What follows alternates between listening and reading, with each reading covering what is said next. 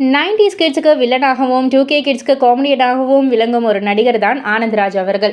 ஒரு சிறந்த நடிகர். எந்த மாதிரியான ஒரு கதாபாத்திரம் கொடுத்தாலும் அதை வந்து ரொம்பவே அற்புதமாக அந்த கேரக்டராகவே வாழக்கூடிய ஒரு நபர் அப்படின்னே வந்து சொல்லலாம். இவர் ரீசெண்டாக ஒரு பட நிகழ்வு ஈவெண்ட்டில் வந்துட்டு உடைந்து அழுதுருக்காரு. இவர் வில்லத்தனம் பண்ணி பார்த்துருக்கோம், காமெடி பண்ணி பார்த்துருக்கோம், அழுது பார்த்ததே இல்லை. ஆனால் அந்த ஒரு நிகழ்வில் இவர் வந்து அழுது வந்து பேசியிருக்காரு, மனசு திறந்து வந்து பேசியிருக்காரு. அதாவது நிறைய பேர் வந்து நினைக்கிறாங்க எனக்கு வந்து போட்டியே இல்லைன்னு வந்து நினைக்கிறாங்க. ஆனால் என் முதுகு பின்னாடி பார்த்தா தான் தெரியும், குத்தி குத்தி குத்தி குத்தி அவ்வளோ ரத்தங்கள், அவ்வளோ காயங்கள், அவ்வளோ வடுக்கள் இருக்குது.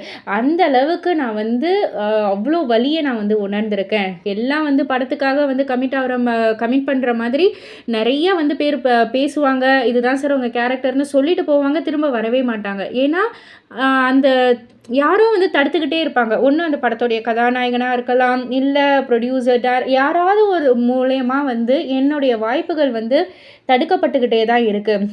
நிறைய வாய்ப்புகள் என்னுடைய வாய்ப்புகள் தடுக்கப்பட்டுக்கிட்டு இருக்கு. அது ஏனே வந்து தெரியல. அதே போலயே தான் டேரக்டர்ஸ் நிறைய பேரை வந்து சொல்லியிருக்காங்க. பேரரசு சார்லாம் வந்து ரொம்பவே ஒரு முக்கியமான ஒரு டேரக்டர் தான். சாபக்கேடா என்னன்னு தெரியல, எல்லாரையுமே வந்து ஒதுக்கி வச்சுட்டு இப்போ வேற ஒரு இது வந்து போய்கிட்டே இருக்கு.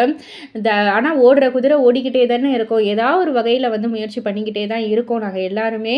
பட் ஆனால் நிறைய வாய்ப்புகள் தடுக்கப்படுதுன்னு சொல்லி அவர் வந்து கண்கலங்கி வந்து சொல்லக்குள்ள ரசிகர்கள் எல்லாருக்குமே வந்து ரொம்பவே எமோஷ்னலாக தான் இருக்குது. இதை பற்றி நீங்கள் என்ன நினைக்கிறீங்க, உங்களுடைய கருத்து என்ன அப்படின்றத கீழே உள்ள கமெண்ட் பாக்ஸில் குறிப்பிட்டு சொல்லுங்கள். மறக்காமல் சேனலை சப்ஸ்கிரைப் பண்ணி பக்கத்தில் உள்ள பெல் ஐக்கானை கிளிக் பண்ணிவிடுங்க.